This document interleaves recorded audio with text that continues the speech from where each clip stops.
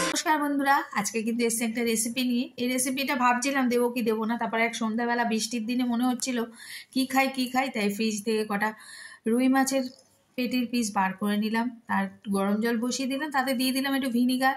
মাছগুলো তো আগে থেকেই নুন হলুদ মাখানো ছিল, কারণ আমার তো এটা দিয়ে ঝোল করার কথা ছিল, হঠাৎ ইচ্ছে হলো, তাই যেমন ইচ্ছে তেমন কাজ।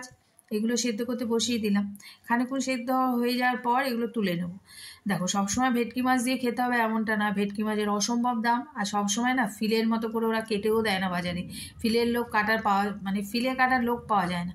আর এদিকে রাতের ভাত বসিয়ে দিয়েছিলাম সেদিন, আমি ভিডিওটা তো পরে এডিট করছি তাই বললাম, কারণ ছেলে এই রুই মাছের ফ্রাই সে খাবে না, তার অন্য ব্যাপার স্যাপার, তার জন্য দুটো ডিমের চপ করে দেবো। যাই হোক, সেই জন্যই দেখালাম। আর মাছগুলো নিয়েছি, সেদ্ধ করে তুলে নিয়েছি কি সেটাও দেখালাম। গোলমরিচ, দেখো মাছগুলো যেহেতু সেদ্ধ করা, তাই এক টান মারলে কিন্তু তেলটা উঠে আসবে। নিয়েছি ওই যে ওই পাশে দেখা যাচ্ছে, অতটা মশলা কিন্তু আমার লাগবে না, এটা আমার ঝোলের জন্য করা ছিল। আদা রসুন পেঁয়াজ কাঁচা লঙ্কা টমেটো সব একসাথে পেস্ট করে নিয়েছি। আর এটা ব্যাটার করবো বলে একটা ডিম আর একটু গোলমরিচের গুঁড়ো গুলে রেখে দিলাম। আর মাছগুলো যেহেতু সিদ্ধ করা, আর এক্ষেত্রে পেটির মাছই নিতে হবে, কারণ কাঁটাগুলো বার করতে হবে। তো একটুখানি এধার ওধার দিয়ে চাপ দেবে, দেখবে বড় বড় কাঁটাগুলো বেরিয়ে আসবে। আর যদি একাত্রে থেকে যায়, এমন সুস্বাদু খাওয়ার সময় একটু টান দিয়ে বার করে দেবে, কোনো ব্যাপার না। তারপরে সব কটা মাছেরই ছাড়িয়ে নিয়ে আমি এখানে নিয়ে নিয়েছি গোলমরিচের গুঁড়ো, লেবু, ওই মশলাটা যেটা বললাম, এই যে নুন দিয়ে দিলাম। প্রত্যেকটা মাছ নুন দিয়ে সেদ্ধ করেছি, তাও একটু নুন দিয়ে দিলাম। আর উপর দিয়ে দিলাম গোলমরিচ আর লেবু ছাড়া ফিশ ফ্রাই ভাবাই যায় না, তাই না? তো দিয়ে দিলাম। আর দিয়ে দিলাম একটু চাট মশলা। খানিকক্ষণ ম্যারিনেশন করে রেখে দিলে খুব ভালো, আমিও রেখেছিলাম। তারপর দিয়ে দিলাম লেবুর রস দেওয়ার পর আমি এটা পুদিনার চাটনি বানিয়ে রাখি বলেছি, সেই পুদিনার চাটনিটা বার করে এটাতে একটুখানি মাখিয়ে দিলাম। আবার ভেজে যখন খাবো তখনও আমাদের পুদিনার চাটনি দিয়েই খাওয়ার শেষ নেই, রসের খাওয়া।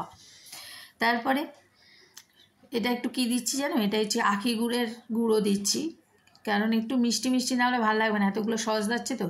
তারপর ডিমের গোলায় চুবিয়ে কোটিং করে নিলাম ব্রেড ক্রামসে। সব কটা কোটিং করে নিয়ে আমি কিন্তু সাদা তেলে ভাজতেও চলে যাব একটু পরে। এ দেখো, সাদা তেলে ভাজতে চলে এসেছি। সত্যি বলছি, আমার একটাই ভুল হয়েছে, তোমাদের ভেঙে দেখানো হয়নি। অসম্ভব ভালো, ভেতরে এই পুরো মাছের ফিলে অত সুন্দরভাবে এটাকে ম্যারিনেশন করা, একবার করে খেয়ে দেখতে হবে, অসম্ভব ভালো হয়েছে। আমি তো আবারও করে খাবো, আগেও খেয়েছি।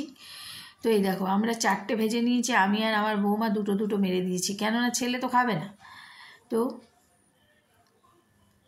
এটা লাস্ট। এরপর ছেলের দুটো ডিমের চপ উকি ঝুঁকি মারছে, দেখেছো, বানিয়ে রেখেছি। ওগুলো আর দেখালাম না, ওগুলো তো আমার রেসিপি না। আর এগুলো ভেজে তুলে নিয়েছি, খাওয়ার জন্য নিয়ে নিয়েছি একটু পেঁয়াজ আর স্যালাড, মানে অল্পেতে মন ভরে না আর কি। আর নিয়ে নিয়েছি একটুখানি পুদিনার চাটনিটা। তো সত্যি বলছি, পরে এডিট করছি, খেতে কিন্তু দুর্ধর্ষ হয়েছে। আমার বলাতে শুনবে কেন, বানিয়ে খেতে হবে। তো কেমন লাগলো, ভালো লাগলে সাথে থেকো। আজ আসি, সবাই সুস্থ থেকো, টাটা।